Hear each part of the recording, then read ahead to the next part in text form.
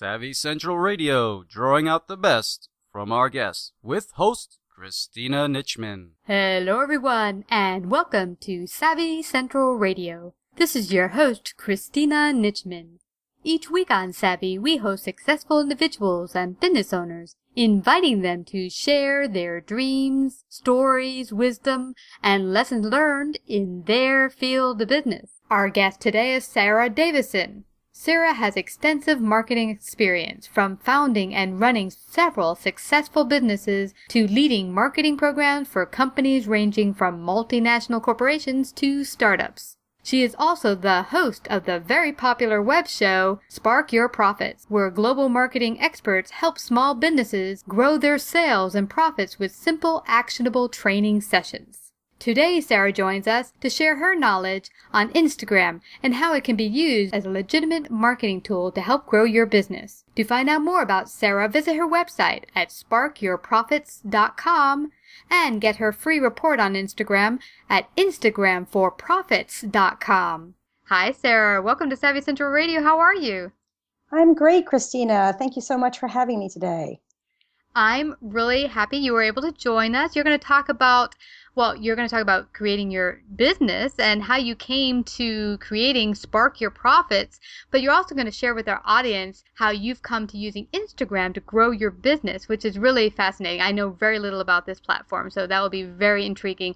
Share with our audience a little bit about how you came to creating Spark Your Profits and becoming a consultant. Great. Yeah, so I actually started my career out as an entrepreneur right out of undergrad, and I just have kind of come full circle now. I eventually went back to grad school and ended up in a corporate marketing job, which was really interesting and something completely different than anything I had done before, and I learned a ton. But I just always felt that I was really an entrepreneur at heart, and I just had that urge to get back to having a smaller business again. That's just the way I am, my personality. And so I really started Spark Your Profits back when I was still working in my corporate job. And it's a free weekly marketing webinar series, and it's designed for small businesses to help them stay up to date with the latest trends and tactics and strategies in marketing so that they can take advantage, because marketing is such a quick moving, fast-paced, industry that it's really difficult to stay up to date with what's working and what's the latest. So I really wanted to help those smaller businesses and newer businesses to stay up to date. And at the same time, I wanted to keep myself up to date with what's working, with the goal of eventually getting back to having my own business. And that happened really sooner than I expected. I left my corporate job last year to work for a local startup. I was super excited about it. I loved working in that environment. I just felt like it was really a great fit for me. But unfortunately, the main investor pulled out his funding very suddenly, and so I was left without a job. So I happen to have a 3-year-old son, and my father's ill right now, and I really need to have some flexibility in my schedule, and I'm sure that's like a lot of your audience here. And so I just decided that there was no time like the present, and I was going to take what I had created and turn it into a business, and that's where I am. Really excited about it.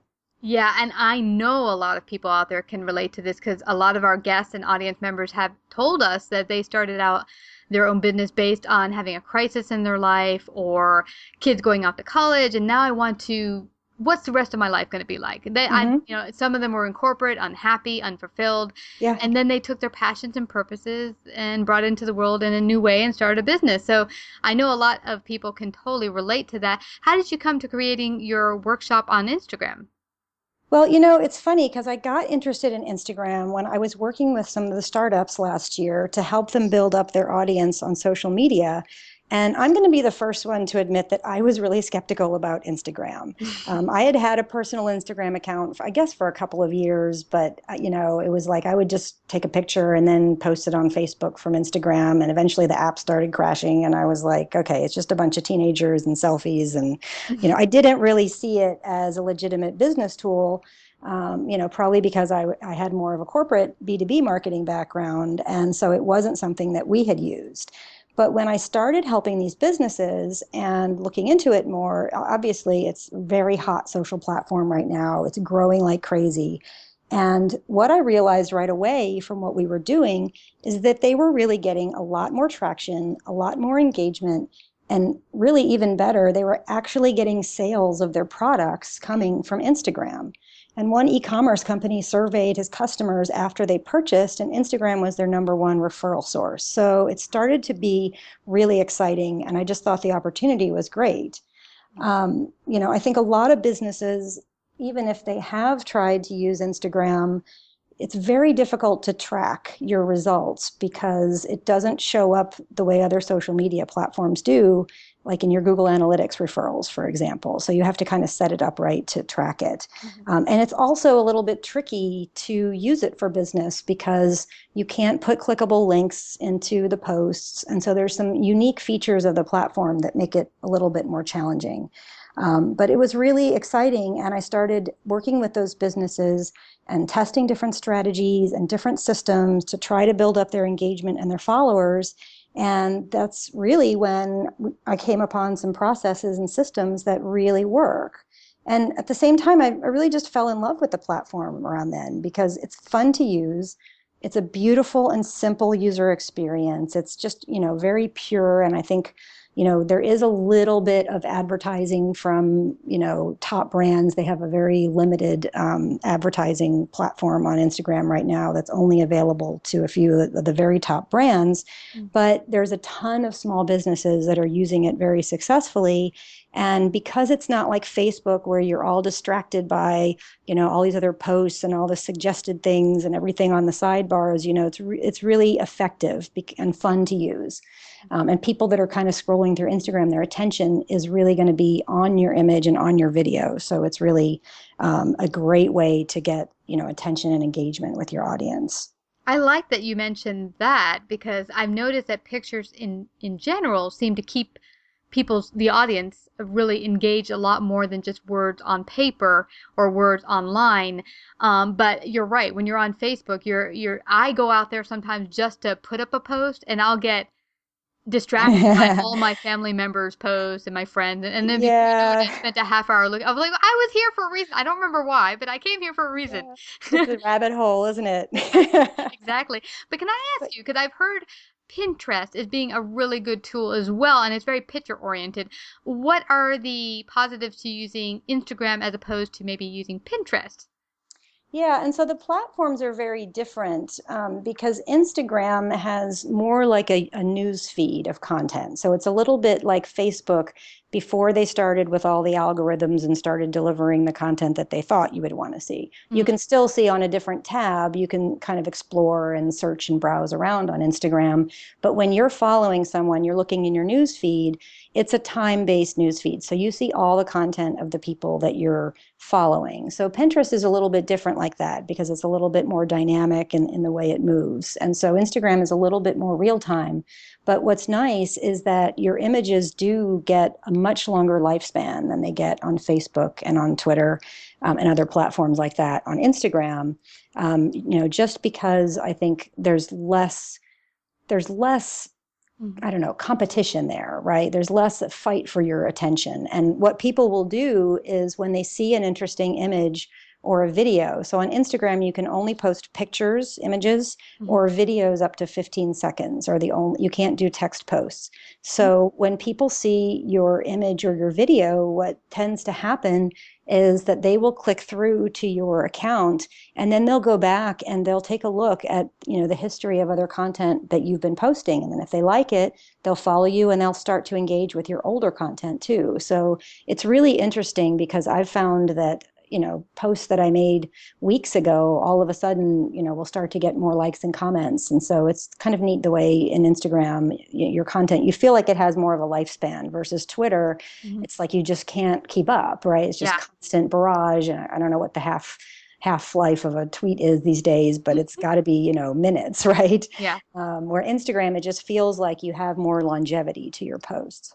But you don't have with like Pinterest where you have all those folders and boards. So it's not a way to organize your content. It's more of a news feed to follow what's current and what's going on. I get you, because I've seen Pinterest and it feels to me more like a scrapbook, but online. Exactly. Yeah. And I think what's great about Instagram compared to Pinterest is you get a lot more engagement. And engagement, by that I'm talking about, likes and comments on your content and interaction with your audience. And that's really like, the holy grail of social media, right? Because the more interaction you get, the more people get to know you. And then the more, your images are seen, the more people are going to see them. So that's really what you want. And you can have a real dialogue and a back and forth engagement. You can even use direct messages on Instagram. You don't even have to have someone following you back to be able to send them a direct message. So I just think it's a really better place than Pinterest to have conversations and engage with people. Versus Pinterest is a fantastic visual platform to, to collect things. But let's say if you have a launch or a book coming out or something new that's like time sensitive too, I think Instagram is a little better platform because you're going to be posting more timely information, right? Versus, in Pinterest, it might get a little lost and then, later it can kind of resurface, but it's past the time that you needed people to see that content. I get you. So I actually have one of those antiquated phones from like a million years ago that just take pictures and takes calls. If you don't have a smartphone or such, can you use Instagram on your computer? Is that possible? Well, you really need to have a smartphone to post your content.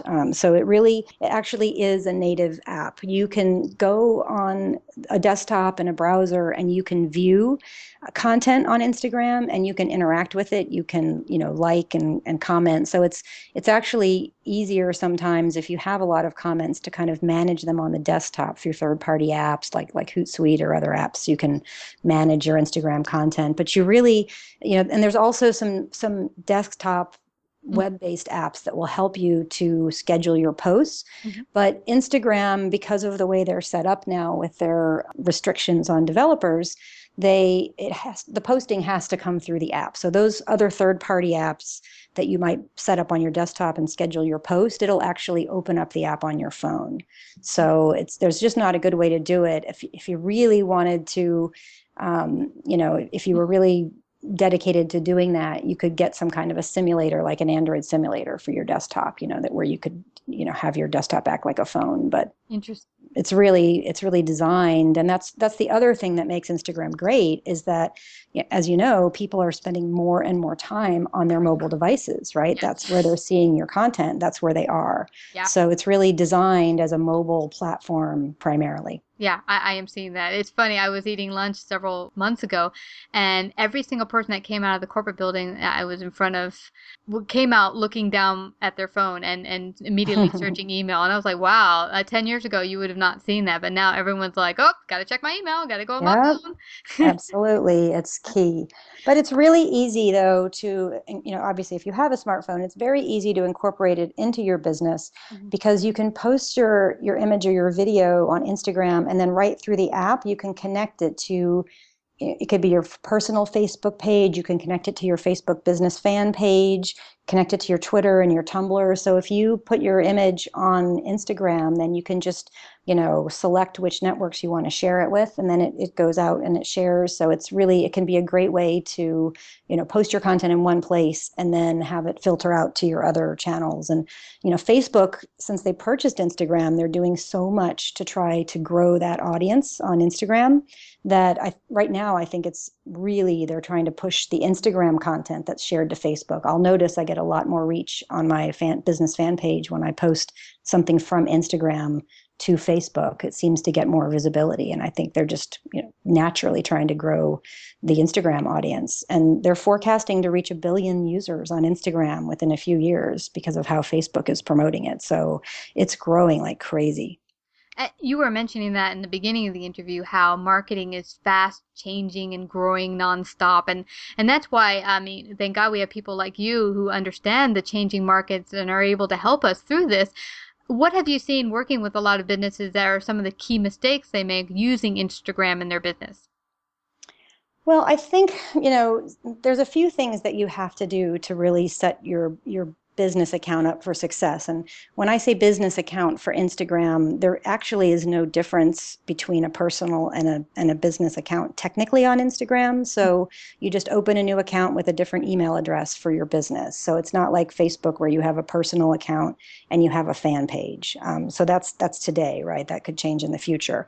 But there's really, the things that I see that are most common is that they don't have the profile set up correctly. So, your profile is your bio. It has your picture, your name, and a very short description of your business. You don't get a lot of real estate there to talk about your business, but you really need to make sure your profile is very appealing and attractive to the kind of people, the audience that you want to attract. So whoever your customers and prospects or your ideal customers are, you want to make sure that you're using your profile so that if they see it, they're going to say, oh, I'm interested in that. I'm going to follow them.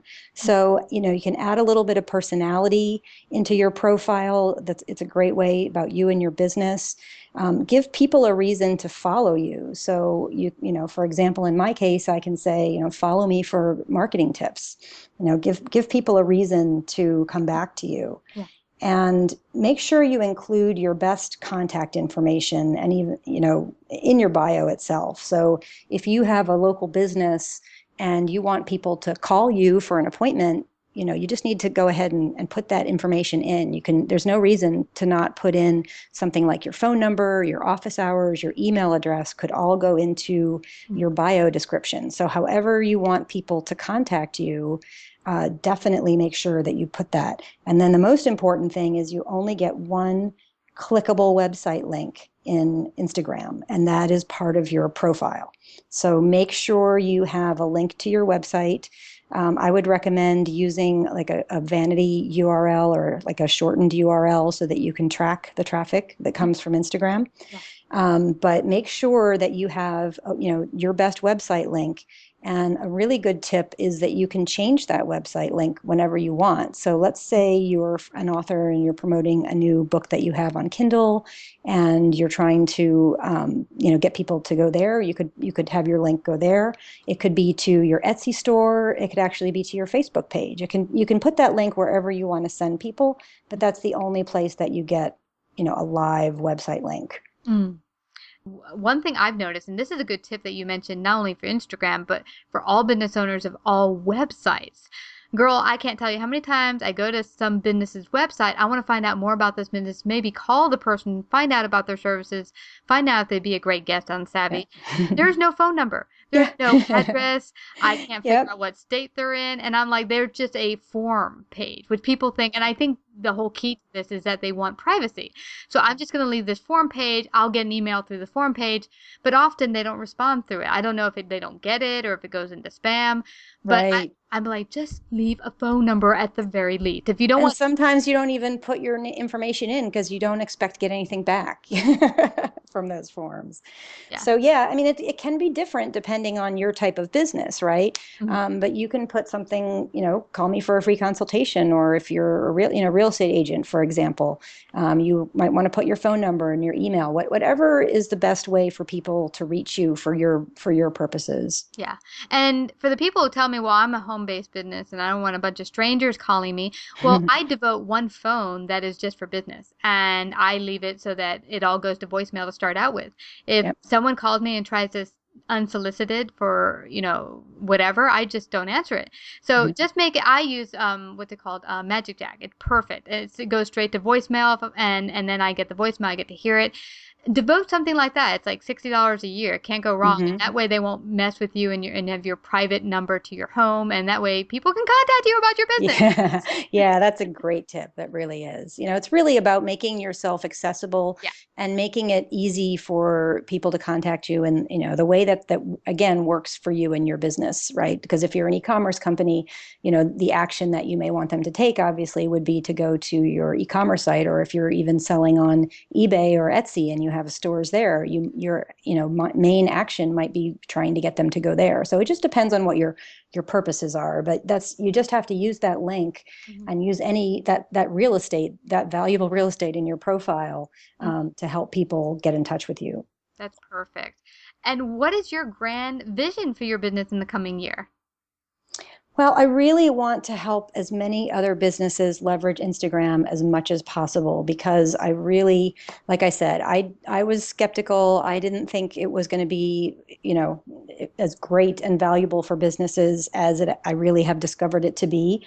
It's a fantastic way to engage. I mean, engagement is like 58 times more than Facebook. And studies show it's really easy to connect with people. And I think making connections is another really powerful benefit of Instagram, whether it's influencers like in your industry, or your prospects, or, even for press or potential partners and collaborators. Like, people are very open on Instagram to people reaching out to them because they're not bombarded like they are, with Twitter and Facebook. So it's just so beneficial in a lot of ways, building buzz for a launch, and like I said, really actually generating leads and sales. If you set up your link to go to some kind of an opt-in, a free offer, and then you can get, I get a great opt-in rate on my traffic that comes from Instagram because people are really interested in what I want to have. So, I really want to help as many businesses as possible leverage this great platform and take advantage of it, because now is really the time when it's growing so fast. If you can establish your, kind of foothold there early, as fast as Instagram is growing. I mean, it went from 200 to 300 million users in like 8 months last year, in an 8-month period. So it's going to be everywhere. So now is the time for business to take advantage of it. And so, to do that, that's why I developed workshops and training, because I can reach a lot more businesses. But eventually I'll be offering, coaching and consulting and services to really help them take it to the next level. Because I just, like I said, I fell in love with the platform and I'm really excited. And I just think business owners don't really understand yet how it can help them. And I would love to be able to help them with it. Great. How can anyone get in contact with you, work with you, and find out more about your upcoming workshops and such? Well, my main program that we talked about in the beginning, my education series, is called Spark Your Profits. It's at sparkyourprofits.com. And that's a free weekly training series that you can sign up for. It's not just about Instagram. We cover a lot of different marketing topics. But at Instagram for Profits, you can go and you can join my newsletter. I have a guide there about the 3 key things you have to do on Instagram to grow your business. And so if you just go to instagramforprofits.com, you can sign up there. And I have a newsletter. I also send out, tips and videos and, whatever the latest strategies are on Instagram to help educate people for free. Oh, thank you. That's awesome. A lot of free resources there for everyone. Thank you so much. So before we head on out here, is there anything you'd like to share with the audience before we close up? Well, I just want to mention that when you get started on Instagram, first of all, don't be intimidated. It's very easy to learn. And it's really important to, like any social media platform, use it to engage with your audience. So when people are commenting, answer them back, be present. It only takes a few minutes a day to go and do that. And it's really better to have, a smaller number of engaged fans than a huge number of followers that, are just disinterested, right? You need to be able to build up that base of loyal fans and customers. And that engagement is actually what's going to help you grow your reach, build your audience, get more followers, and get more leads in the end anyway. So my biggest tip is really just to make sure you engage, because Instagram is just another social media platform, and that means being social. Very good point. Being social. It's funny. There was a huge corporation. I had a workshop about 6 months ago, and it was about customer service and the importance of customer service. And one of my leading guests, mentioned that a huge corporation made a huge blunder on Twitter, where they had a Twitter account set up for customers, and a customer had voiced some really angry things about customer service. They weren't taken care of and whatever. And they got immediate, where you set up those responses ahead of time that just go pop out automated. Automated, yeah. Yeah, and it says, "We thank you for your valued customer service, and we're so happy to serve you." But they didn't help the customer with their question. So it just further incited epic fail. Yeah, it further incited the public and the customer base. It's like, listen, you need real people to answer your customers. Yeah. Yeah. Exactly. Yep. That's really what it's all about. And it's just such a, like I said, because it's new, because people are really open to the platform, because they're not expecting, a bunch of spam there, because it's not that kind of a culture. It's really just a great way to, authentically and, really connect with people. So, and build those relationships that are so critical to your business. Wow, it's fascinating. You make me want to go out and borrow someone's smartphone or get my own so I can start. Oh, I hope you will. I think you're going to love it. And definitely come reach out to me whenever you're ready. I'd be happy to help you. Oh, thank you, Sarah. It's been awesome chatting with you today, and thank you so much for sharing your wisdom and your gifts in this area. And again, thank you for coming to Savvy Central Radio. Thank you so much for having me. I really enjoyed it.